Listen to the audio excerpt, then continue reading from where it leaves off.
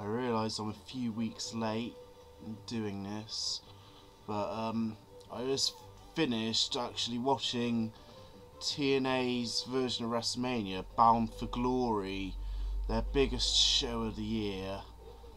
And I have to say that compared to the past two Bound for Glories I've watched, it doesn't really match up. I think overall it didn't really have that big time, big stage feel that those two had. And yeah, I think those two had it.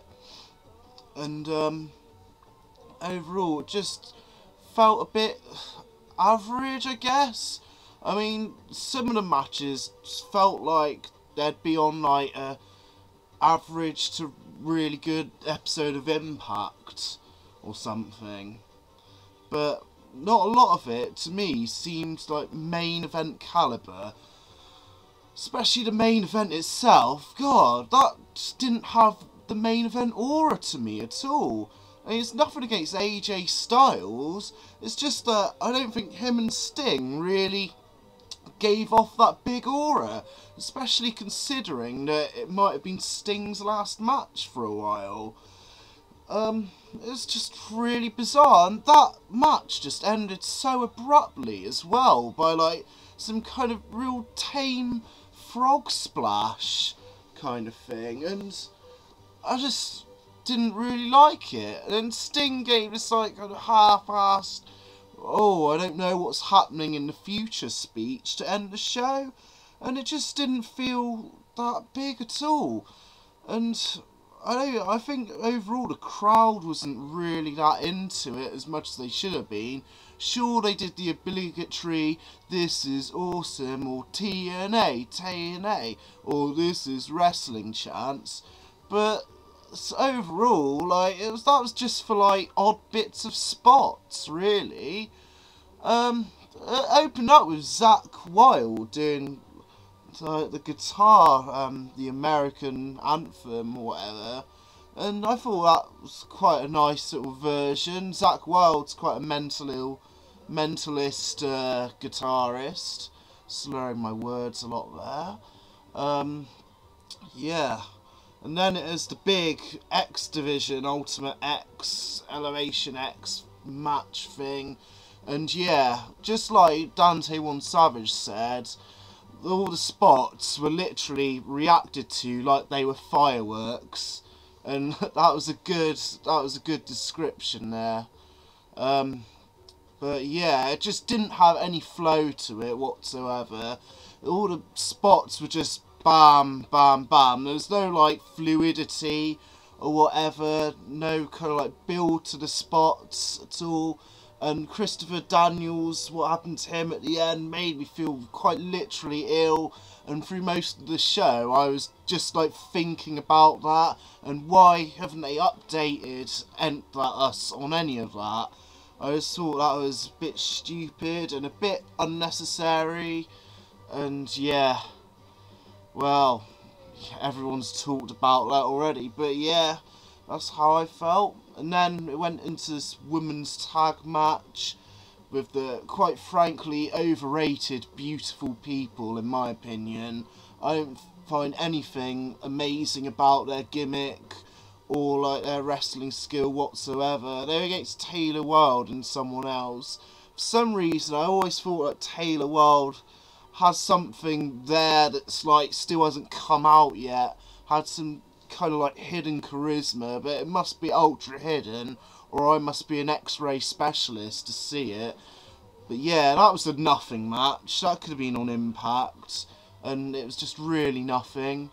And then there's Eric Young, who's someone who I've always never really been able to take seriously, ever since all the Robert Roode stuff and the Jeff Jarrett Lucky stuff. Against Nash and Hernandez, and I actually fell asleep during this, and then I woke up during the tag team big mass hardcore jerk off thing, which was moderately entertaining, but I just felt a bit stagnant watching it. It was good to see Scott Steiner throw a lot of suplexes out there and do the Frankensteiner off the top rope. And I think the result was good, with the British Invasion winning the tag titles. It was good stuff. It was moderate, you know, nothing special. Felt a bit stagnant watching at it. Once again, this could have been a main event on a alright episode of Impact. And then there was Bobby Lashley and Samoa Joe.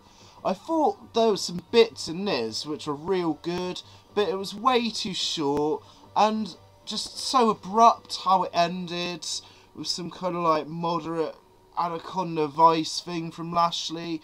I think that match could have been a lot better if they just had the time and just like went for it a bit more. And yeah, I think I missed out the women's match. The women's match, I would have preferred it if it was just one-on-one, ODB and Kong, or like Kong and Tara or whatever. It just really didn't go anywhere for me. And yeah, just the usual miscommunication bullshit with like Kong's manager and stuff. Just didn't really pick up for me at all. And like, I don't understand what that thing with Tara was and that person in the crowd. Apparently that's Randy Couture's wife, but how the hell is anyone meant to know that? I don't know. Ridiculous. And yeah, Foley and Abyss. God damn it. You know, this was one of the matches that I actually bothered to sit through this for, and fuck's sake, it starts off with Abyss taking this like big bump into the soundstage or whatever.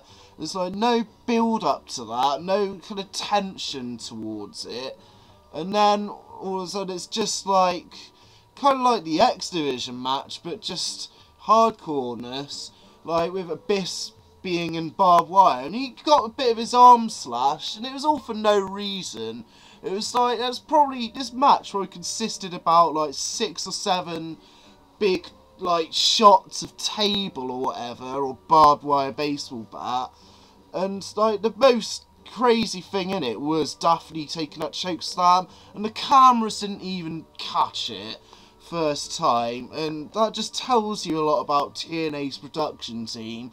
It was just so ridiculous and like just like lackluster, and it's like, oh, Daphne took this, by the way, like after the match, and I just thought, gugh, you know, this should have been a lot better. Abyss didn't need to have his arm cut up for that, fuck's sake. And yeah, and then there was like Matt Morgan and Kurt Angle, which was an alright match, I thought, which may have been the match of the night in a stupid way. Yes, it's Matt Morgan, I don't really rate him at all, but Kurt Angle brought something good out of it. They presented it like it was like a big deal, like it was a big contest, like Kurt Angle needing the win at Bound for Glory, and Matt Morgan just needing to like that win to get to step up and be known as a legit person. And yeah, it was actually a pretty good match, I thought. Nothing amazing, nothing groundbreaking, but I think it was pay-per-view worthy, definitely. And the main event itself wasn't too bad, but it just didn't have any of that aura, and it ended so abruptly, and just fell flat. So overall, kind of a meh to average pay-per-view that isn't too bad to watch, but it won't like hurt you if you missed any of it. And I know from what's happened in TNA recently that this pay-per-view has nothing to do with the consequence of what's going on at the moment. The Turning Point card looks quite good. I may actually watch that. Impact's actually debuting in the UK on Virgin channel, which is a Freeview channel, so it's on free. So I may actually start watching Impact a bit more if I can be bothered. But some of it's looking interesting. Nigel McGuinness, and of course Hogan and Bischoff, which is the big exciting news, no matter how it's going to turn out. But anyway, that's some thoughts on Bound for Glory. Let me know what you think, and yeah, I'll see you later.